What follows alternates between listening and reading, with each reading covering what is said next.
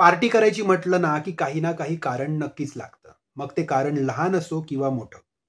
फिल्मी दुनियेत तर अशा पार्ट्या दररोज होतच असतात. पण आजची गोष्ट एका अशा पार्टीची आहे, की ज्याला काही निमित्तच नव्हतं.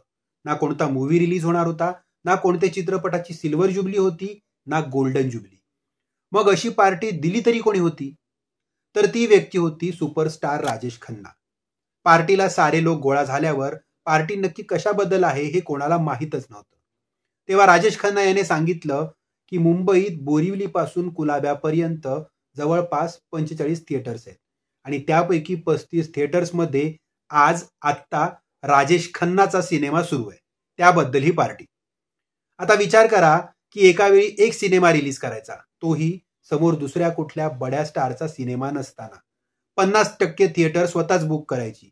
तो सिनेमा निदान 10 दिवस जरी चालला तरी सुपरहिट, 100 कोटींची कमाई वगैरे वगैरे अशी जाहिरातबाजी करायची.